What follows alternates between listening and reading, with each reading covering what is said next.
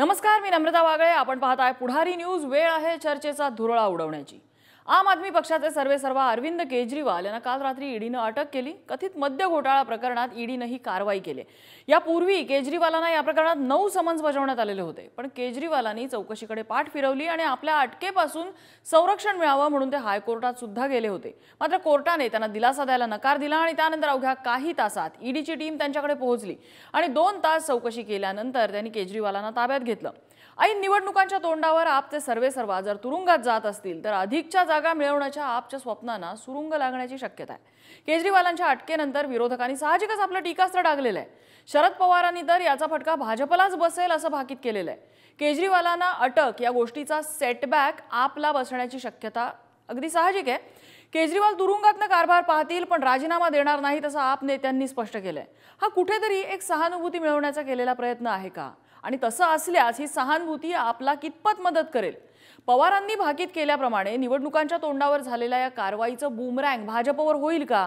अटक झाल्यामुळे केजरीवाल गोत्यात आलेले आहेत हे सत्य आहे, पण अटकेनंतर तोट्यात कोण येणार याचा आढावा आपण आपल्या आजच्या चर्चेमध्ये घेणार आहोत.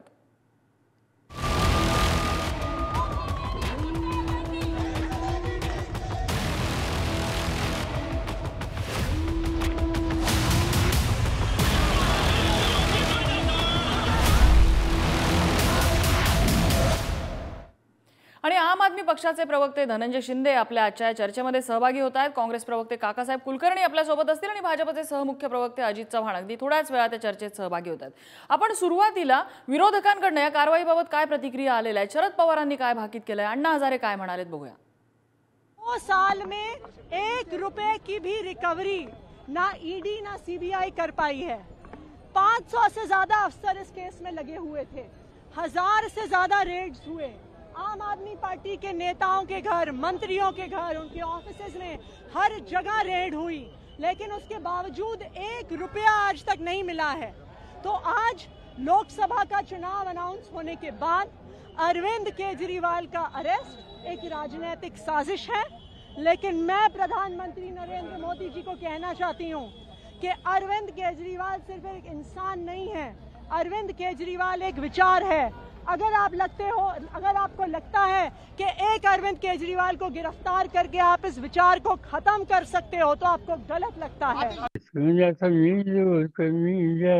आगांचा घटक आहे आणि आगांचा घटक म्हणून यांचा निषेधही करतो आणि आम्ही अरविंद केजरीवालच्या फाशीशी उभं राहणार, पूर्ण ताकदीने उभं राहणार.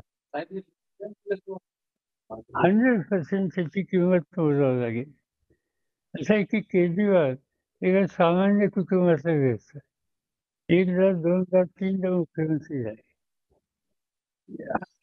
80% नाही 90% मतं ही त्यांना फसतात. आता त्याला अटक झाली त्याचे तो आणि सरकार पाहतील.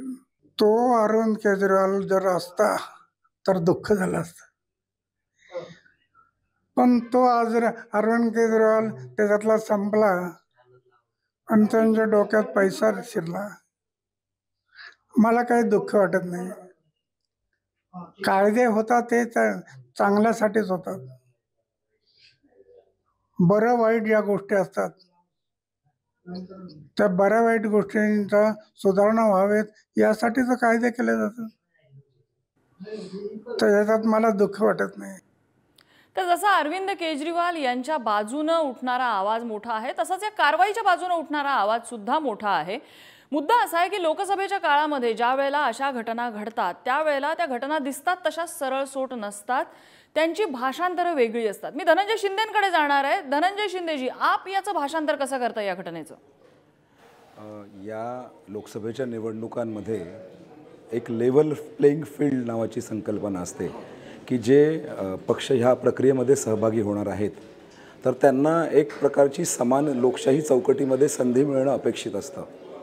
परंतु आपल्याला कल्पना आहे की अरविंद केजरीवाल यांच्यासारख्या नेत्याने जो सर्वसामान्य माणसांमधनं आलेला आहे त्याने विकासाचं दिल्ली मॉडेल बनवलं आणि ह्या दिल्ली मॉडेलची आपल्या भारत देशामध्येच नव्हे तर संपूर्ण जगभरामध्ये चर्चा होते आहे. शिक्षण मिळतंय, आरोग्य मिळतंय, पाणी मिळतंय, वीज मिळते, महिलांना सुरक्षा मिळते. आणि एवढं सगळं असूनसुद्धा दिल्लीचं बजेट हे पॉझिटिव्ह आहे, हे प्रॉफिटमध्ये चाललेलं आहे.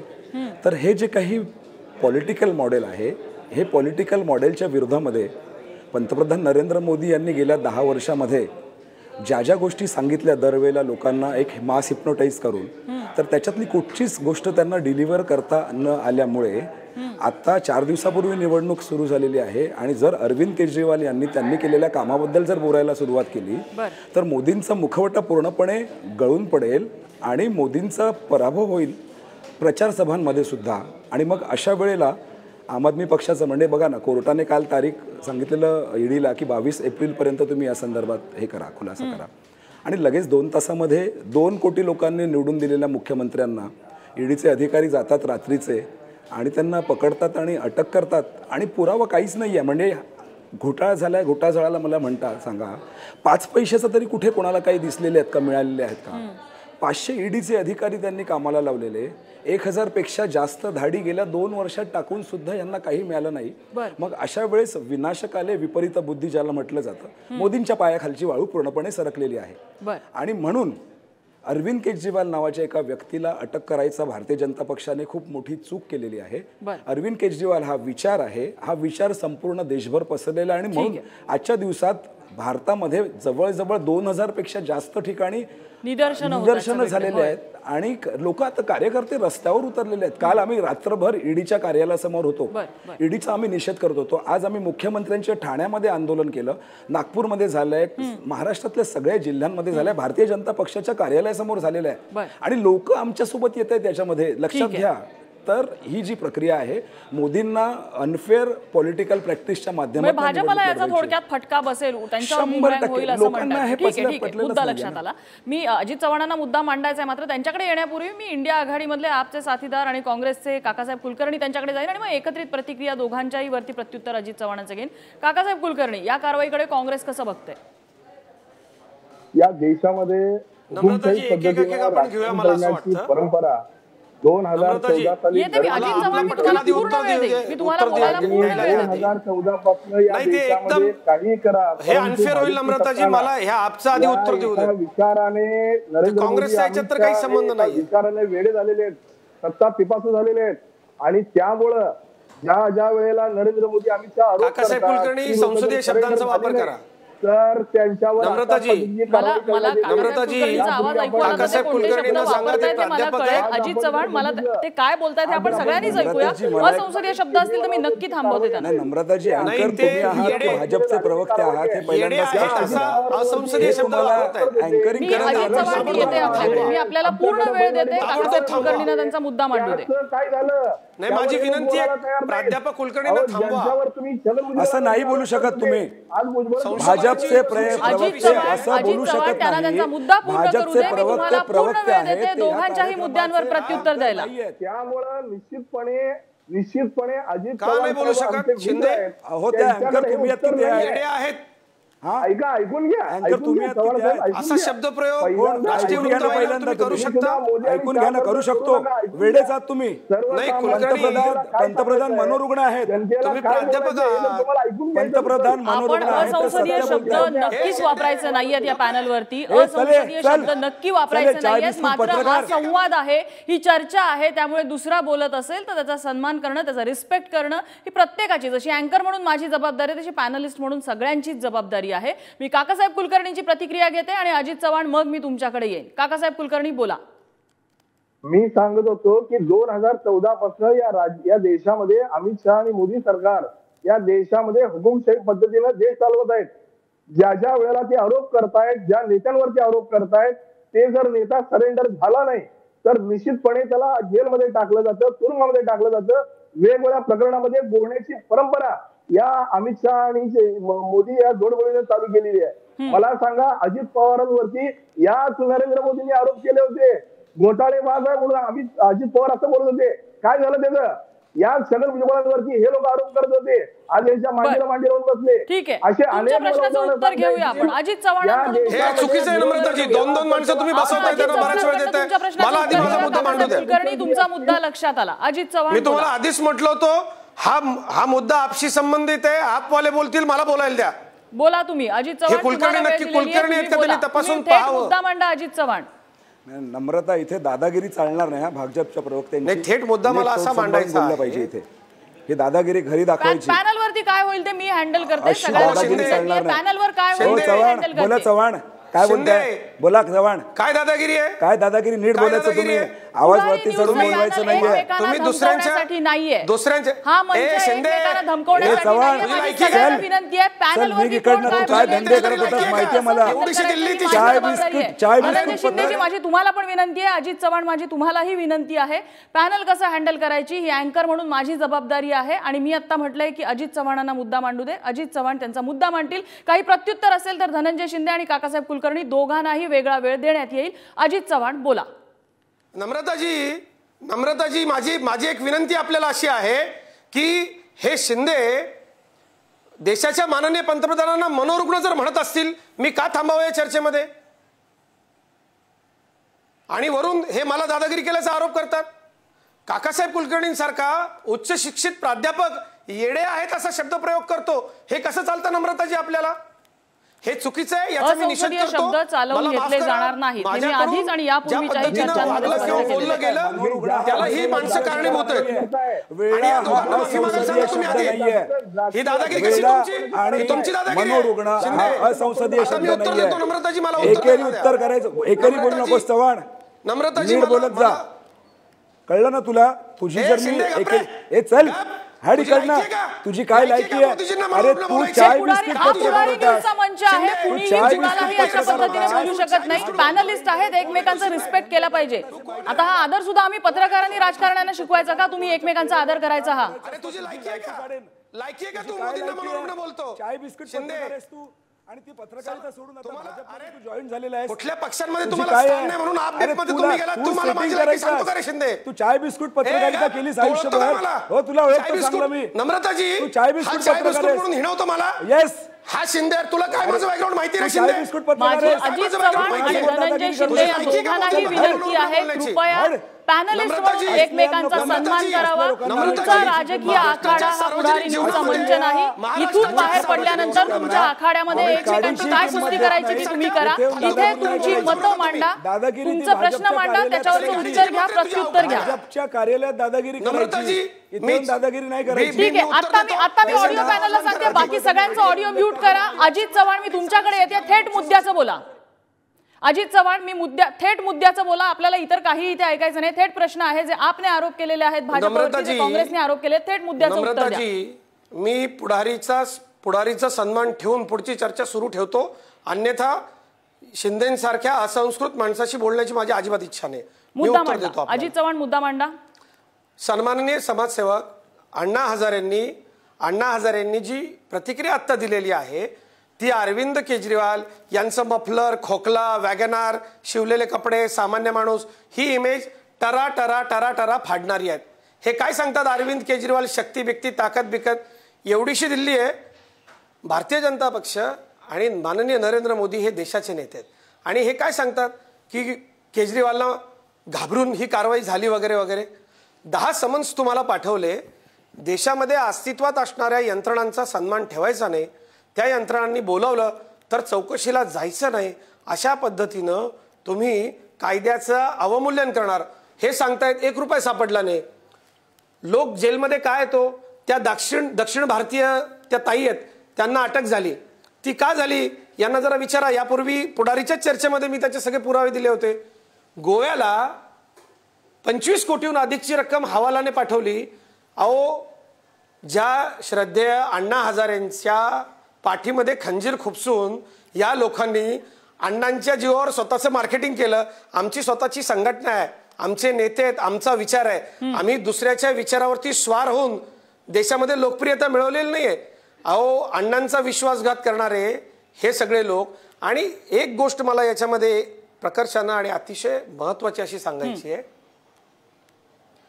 दारूच्या या ज्या कंपन्या आहेत, या कंपन्यांकडून निवडणुकीचा फंड घेतल्याशिवाय, यांच्याकडनं भ्रष्टाचाराचे पैसे घेतल्याशिवाय ईडीला काही स्वप्न पडलं? ईडीने हे सगळं खोटं कुंभाड रचलं असं यांचं म्हणणं आहे. तुम्ही चौकशीला बोलावल्यावरती येत नाही, हवाल्यानं पैसे पाठवतात त्याचे पुरावे सापडतात. तुम्ही घेतलेल्या निर्णयामुळं दिल्ली सरकारचं शेकडो कोटीचं आबकारीचं उत्पन्न बुडतं. आणि हे काय सांगतात, आमचं हे मॉडेल, आमचं ते मॉडेल. विषय असा आहे, निश्चितपणे त्यांनी केलेल्या चांगल्या कामाचा सन्मान केला पाहिजे. राजकारणात विरोध अजिबात नसला पाहिजे. त्यांनी उत्तम काम दिल्लीमध्ये काही क्षेत्रात केलंय, त्याचं जाहीर कौतुक आहे. परंतु दिल्ली आणि देश याच्यात फार मोठा फरक आहे.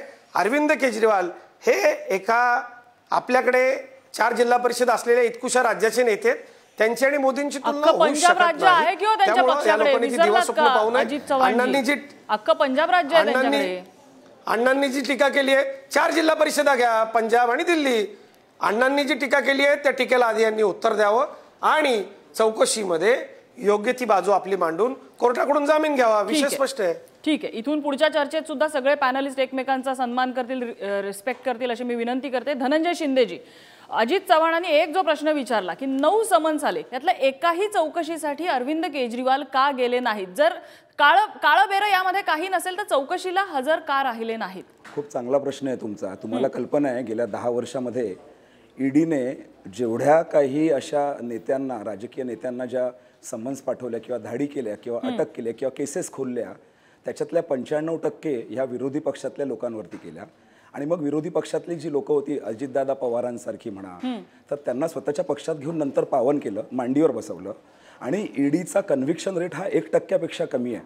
आपण आपल्या महाराष्ट्राबद्दल बोलूया. राज्याचे माजी गृहमंत्री अनिल देशमुख सर हे गृहमंत्री असताना त्यांच्यावरती एकाने आरोप केले 100 कोटीच्या घोटाळ्याचे, लाच घेतल्याचे, आणि 1 वर्षानंतर त्यांना पुराव्या आधारे सोडण्यात आलं. शिवसेनेचे नेते संजय राऊत साहेब आहेत, त्यांच्या बाबतीत सुद्धा असंच झालं. त्याच्यामुळे ईडी जी आहे ही भारतीय जनता पक्षाची शाखा म्हणून जर काम करत असेल, भारतीय जनता पक्षाच्या नेत्यांच्या तालावरती जर नाचत असेल आणि या प्रक्रियेतनं विरोधकांना दाबायचा प्रयत्न करत असेल, विरोधकांचे पक्ष फोडायचा प्रयत्न करत असेल, विरोधकांची सरकार डिस्टेबलाइज करायचा प्रयत्न करत असेल आणि त्यांच्याकडे काही पुरावे नसताना देखील अरविंद केजरीवाल स्वतः IRS ऑफिसर राहिलेले आहेत. ईडीचे अधिकारी कोण असतात तर हे इन्कम टॅक्समधनं आलेले अधिकारी असतात. त्याच्यामुळे याची तांत्रिक बाजू अरविंद केजरीवालांना पूर्णपणे माहिती होती. धनंजय शिंदेजी, मला मुद्दा एक लक्षात घेऊ. तुम्ही असं सुचवताय का की ईडी चौकशीला गेले असते तर काहीतरी पुरावे त्यांच्या विरोधात फोर्ज केले असते आणि त्यांना अडकवण्यात आलं असतं म्हणून ते चौकशीला गेले नाहीत, असं सुचवतात? नाही, ईडी जी आहे ना ही फसवते जनतेला, लोकांना फसवते, नेत्यांना फसवते. अरविंद केजरीवालांना PMLA ऍक्ट जो आहे आणि त्याच्या संदर्भातली कायद्यातली तरतूद ही चांगली माहिती आहे.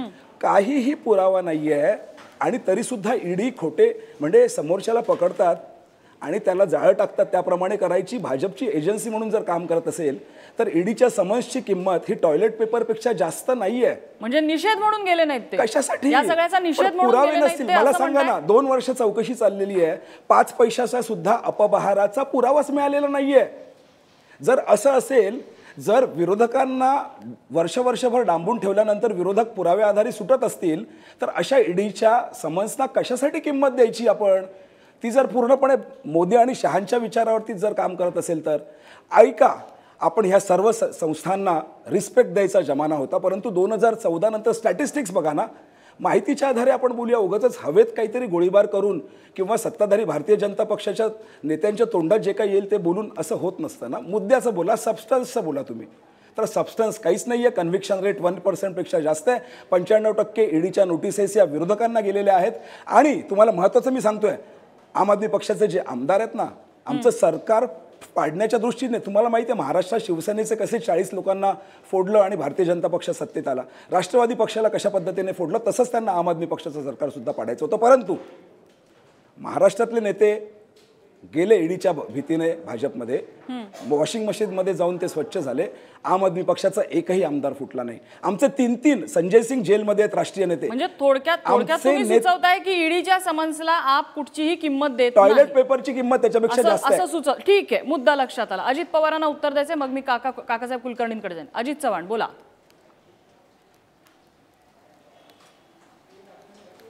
नाही, मला मोठ्या खुबीनं या मंडळी, ही जी मंडळी आहेत ना, ही मूळ मुद्द्यांकडे दुर्लक्ष करतात. जो ठपका ठेवला गेला राज्याचा हिशोब तपासत असताना यंत्रणांनी ठपका ठेवला, सीबीआयची चौकशी झाली, 144 कोटी रुपयांचा घोटाळा झाला ना. ही मंडळी काय म्हणतात नाही झाला, हवालानं पैसे गेलेत ना, त्याची चौकशी सुरू आहे. ते 14 लोक जेलमध्ये तो सगळे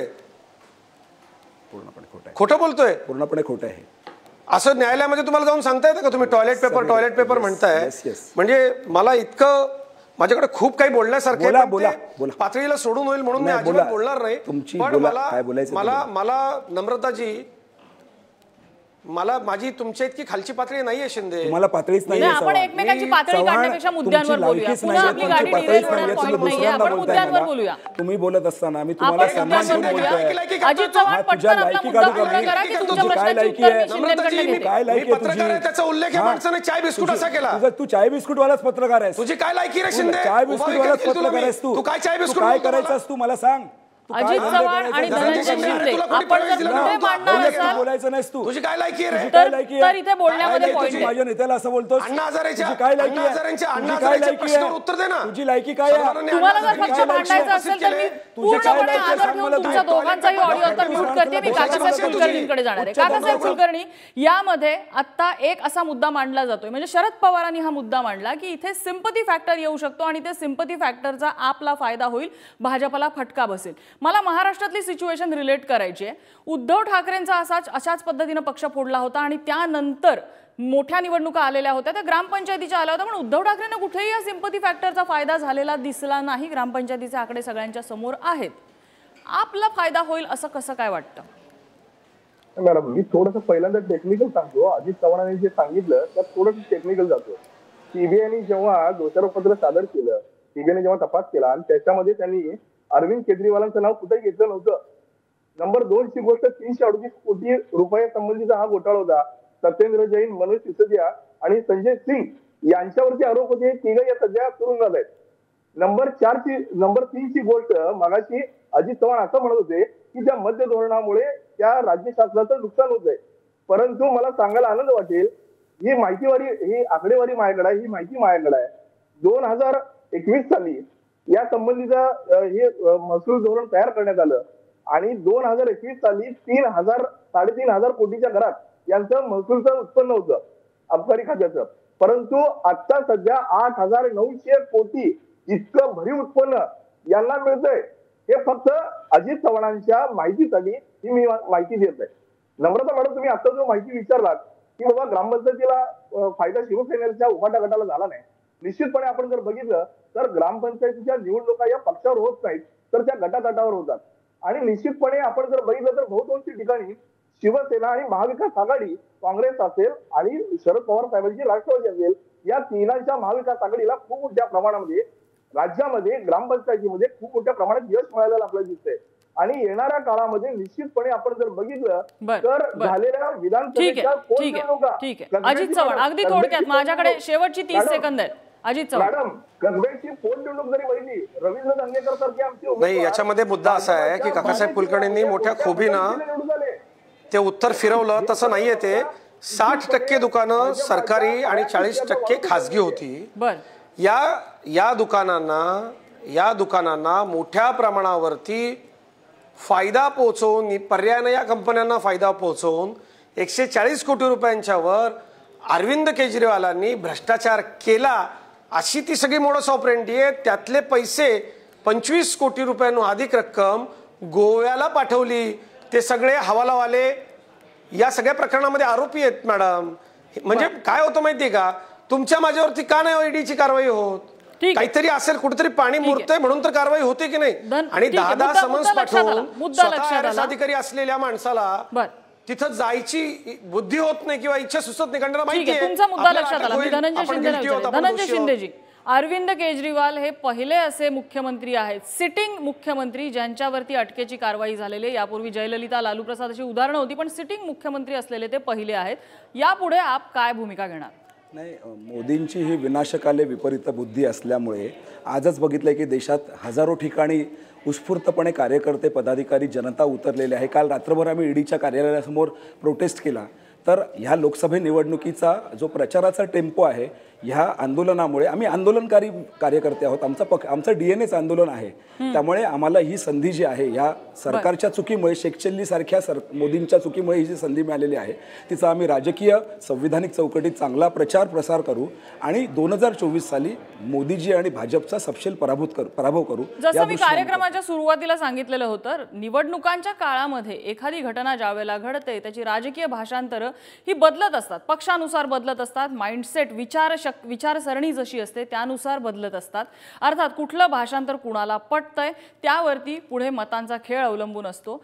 ही घटना घडलेली आहे, ही कशासाठी घडलेली आहे याचं भाषांतर प्रत्येक मतदाराने नक्कीच केलेलं असेल आणि त्याचं चित्र आपल्याला आगामी निवडणुकीमध्ये 4 जूनला नक्की दिसेल। आपल्याला अजित पवार, अजित चव्हाण, काकासाहेब कुलकर्णी आणि धनंजय शिंदे तिघांनीही वेळ दिला, तिघांचेही आभार। चर्चेचा आजचा धुळा इथेच शमलेला आहे। पाहत रहा पुढारी न्यूज।